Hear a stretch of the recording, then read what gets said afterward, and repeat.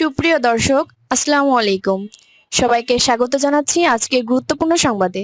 প্রথমেই জানিয়ে দিচ্ছি সংবাদ শিরোনাম, পরে বিস্তারিত।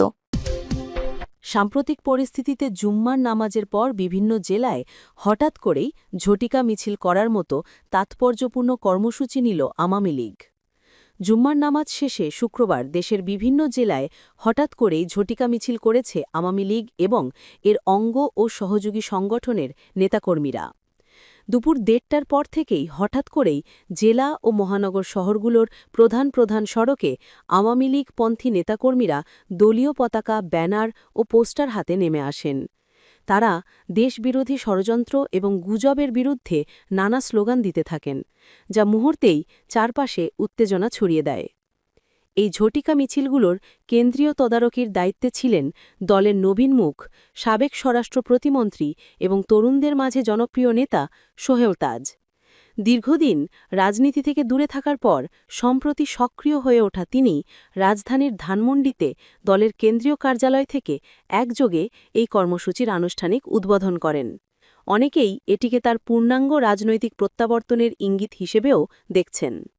রাজধানীতে উত্তেজনা। রাজধানীর ঢাকায় বায়তুল মোকাররম মসজিদ সংলগ্ন এলাকা থেকে নামাজ শেষে হাজারো নেতাকর্মী আকস্মিকভাবে মিছিল বের করেন। তারা পল্টন, মতিঝির ও গুলিস্তান হয়ে কয়েক কিলোমিটার সড়ক প্রদক্ষিণ করেন।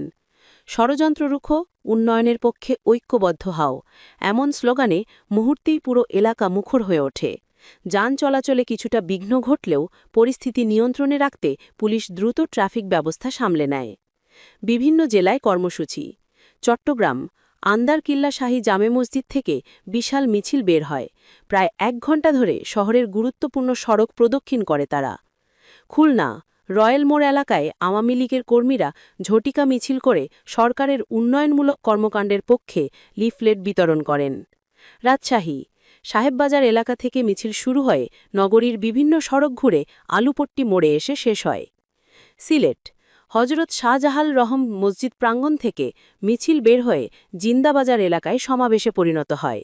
প্রত্যেক জেলাতেই মিছিলগুলো হঠাৎ করে শুরু হলেও অংশগ্রহণ ছিল স্বতঃস্ফূর্ত এবং ব্যাপক। তরুণ কর্মীদের উপস্থিতি ছিল চোখে পড়ার মতো। নিরাপত্তা ও আইন শৃঙ্খলা। বাংলাদেশ পুলিশ এবং র্যাপিড অ্যাকশন ব্যাটালিয়ন বা র্যাবের সদস্যরা এসব কর্মসূচিতে সর্বোচ্চ সতর্ক অবস্থায় দায়িত্ব পালন করেন। পুলিশ সূত্রে জানা যায়, সম্ভাব্য কোনো অস্থিতিশীলতা ঠেকাতে আগে থেকেই প্রতিটি জেলায় অতিরিক্ত পুলিশ মোতায়েন করা হয়েছিল। কোথাও বড় ধরনের অপ্রীতিকর ঘটনা ঘটেনি, যা নিরাপত্তা বাহিনীর প্রস্তুতির সফল দৃষ্টান্ত হিসেবে দেখা হচ্ছে। রাজনৈতিক তাৎপর্য।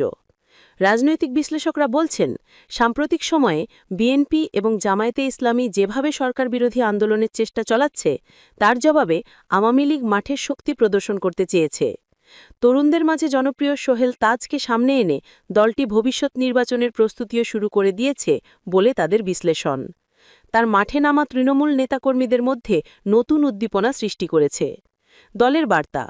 ঢাকা মহানগর আওয়ামী লীগের এক যুগ্ম সাধারণ সম্পাদক সাংবাদিকদের বলেন, আজকের ঝটিকা মিছিলের লক্ষ্য ছিল দেশবিরোধী গুজবের বিরুদ্ধে জনগণকে সচেতন করা এবং উন্নয়নের পক্ষে ঐক্য গড়ে তোলা।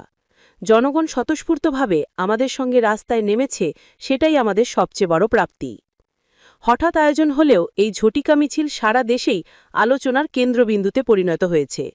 বিশেষত সোহেল তাজের মাঠে প্রত্যাবর্তন নতুন রাজনৈতিক সমীকরণে বড় ধরনের প্রভাব ফেলতে পারে বলে অনেকে মনে করছেন।